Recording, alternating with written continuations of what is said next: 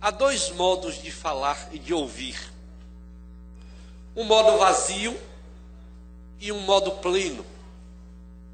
Modo vazio é quando a gente ouve alguém falar, mas a nossa alma e o nosso ouvido está distante.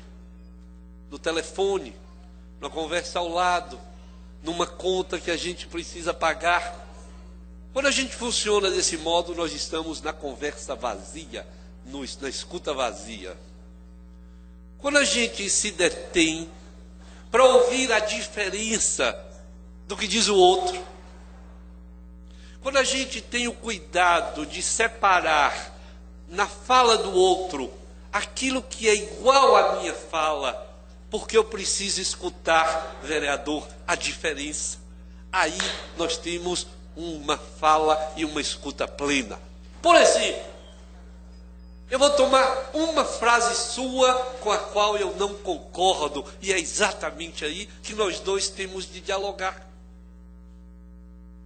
Quando vós me diz que não concorda com a fala do ex-presidente e a classifica de irresponsável, eu quase me levantei ali para dizer, não concordo.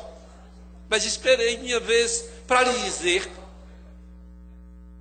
que o que o presidente quis dizer foi que nós temos perdido batalha após batalha, porque a nossa estratégia é ruim. Eu ouvi nesta casa hoje 1.720.000 vezes a palavra droga. Eu não ouvi uma só vez a palavra sofrimento humano. Eu ouvi de modo repetido de que nós precisamos lutar contra as drogas. Mas eu ouvi uma vez aqui, dito pelo policial militar, permita chamá-lo assim, de que nós precisamos juntar os pedaços, juntar as diferenças, juntar a família, juntar a polícia, juntar o político, juntar o professor e o médico. Neste lugar eu me coloco, para que nós possamos juntos cuidar de quem? E aí está uma semelhança no nosso discurso, cuidar dos filhos, cuidar dos usuários. Porque eu não estou nem um pouco interessado em droga. Droga não é nada. Se isto fosse cocaína e eu a colocasse aqui, não haveria nenhuma possibilidade da cocaína me alcançar. Quem alcança as drogas são os humanos. Cada um de nós se movimenta na direção de uma droga em função das nossas necessidades pessoais e coletivas. Eu não acho que as pessoas bebam tão claramente como elas acham. Quero dizer o seguinte: quando alguém se embriaga, há um efeito pessoal, individual do álcool. Mas nós estamos bebendo movidos por uma imensa propaganda. Nossos filhos e filhas não têm futuro. O salário que o médico ganha numa Secretaria de Estado da Saúde na Bahia é de R$640. Agregado de alguns valores que ele perde quando se aposenta, e por isso a aposentadoria é temida. Nós bebemos movidos pela dor, pelo sofrimento, pela angústia, pelo impossível social. Mas nós bebemos também porque queremos mudar a nossa percepção de mundo, relaxar, viver alguns minutos distante da angústia. Portanto, a minha grande preocupação não é com a droga. A minha preocupação é com a destituição de valor da lei. Nossos filhos não respeitam a lei. Mas nossos filhos não respeitam as leis porque os seus pais não se respeitam enquanto lei.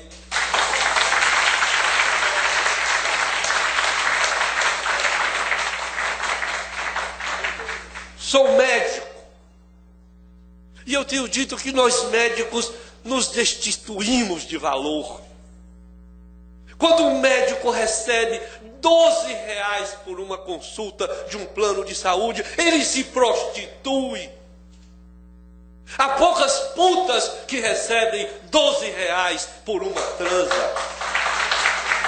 Tenha paciência. Se a relação entre os médicos e os pacientes não são boas, isto se deve porque os médicos se destituíram da sua capacidade de reconhecer o sofrimento do outro.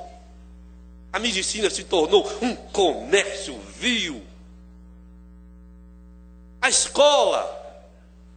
O senhor disse que não é possível abrir uma bolsa porque o Ministério Público cai em cima. O senhor tem razão. Mas é preciso que a escola se reconsidere.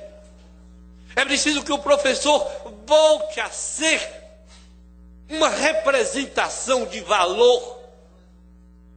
A escola se tornou um lugar sem significação social. Eu podia falar da polícia sem alcançar todos os policiais. Eu podia me referir aos políticos sem me referir a todos os políticos, mas é banal neste país se perguntar qual a categoria mais desacreditada e a resposta é: são os políticos. E por quê? Por quê? Porque nós todos, pais, médicos, policiais, políticos e tantas outras categorias sociais, se destituíram de valor porque se destituíram de reconhecimento da lei. Mas eu não estou interessado nas drogas, porque as drogas são um sintoma. Se alguém tem uma infecção, tem febre. Aí, vereador Araújo, eu acho que o presidente tem razão quando ele diz: até hoje nós temos tratado a febre, o sintoma. Quando a doença está em outro lugar, a doença está na perda das referências éticas, morais que nós estamos vivendo neste momento. Por esta razão, eu acho que a construção de centros é necessária. Precisamos construir CAPs, doutora Célia. Precisamos manter o centro de Salvador que eu criei há 26 anos atrás para atender usuários e seus familiares. É preciso criar leitos nos hospitais gerais para acolher os usuários de crack que têm problemas de tuberculose pulmonar e outras tantas. Mas isto é tratar sintoma social. Nós precisamos de um longo período de reconstrução dos nossos pactos sociais, das nossas alianças que facilitam a convivência entre os humanos. Haveremos de convir, e eu olho para o relógio, haveremos de convir que é muito mais fácil propor à comunidade soluções fáceis de Tilenol, porque o Tilenol acaba com a febre, mas não acaba com a doença. Uma pessoa com tuberculose tem febre todos os dias. Tilenol resolve a febre, mas não acaba com o bacilo da tuberculose. É preciso um trabalho mais longo, que dura entre 2 e 3 anos de tratamento. Propor soluções para o problema das drogas, sem, aí sim, modificar a estratégia e voltar os seus olhos para os equipamentos sociais, para a reorganização da polícia, para a reconsideração da escola e do professor, para a reorganização da saúde com respeito às pessoas doentes. reconsiderar as mulheres grávidas que não têm onde parir, e um país que não tem onde seus filhos nascerem, nem onde os seus filhos morrerem, não merece ser reconhecido como um país sério. E o Brasil não tem lugar para as nossas mulheres parirem, nem tem lugar para os nossos velhos morrerem. É disso que se trata quando se fala de drogas, e é disso que nós precisamos falar. Para reduzir o consumo de drogas, nós precisamos de um longo tempo de reorganização, de propostas sérias de restabelecimento da dignidade de cada um de nós e da dignidade social. Não é possível, portanto, e com isto eu acabo, não é possível, se bem que o seja, possível propor soluções tampão. Me recuso a participar destas soluções. Para concluir, vereador Araújo, o senhor é o responsável pelo meu discurso, pela minha dor, pelo meu sofrimento, pela minha raiva, pela minha angústia. O senhor é o responsável, porque eu podia estar na minha casa vendo a novela, e o senhor me trouxe para Camaçari. Eu gostaria de concluir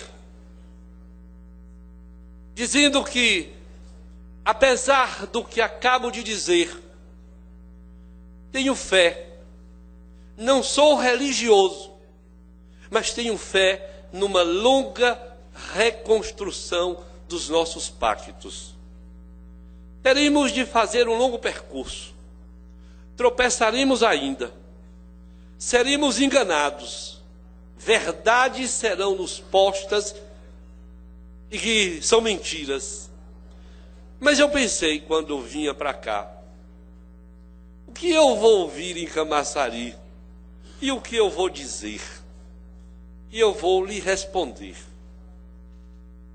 O que eu ouvi e o que eu pude dizer e o que eu levo como experiência deste encontro é que eu pude compartilhar durante uma tarde de minha vida com diferenças, com semelhanças, mas acho que é exatamente do encontro, do impossível com o possível, do visível com o invisível, com o discurso religioso com o discurso médico, como disserem meu, ou como o discurso político como o seu.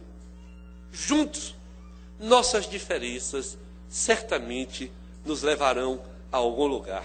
E eu lhe agradeço. Obrigado.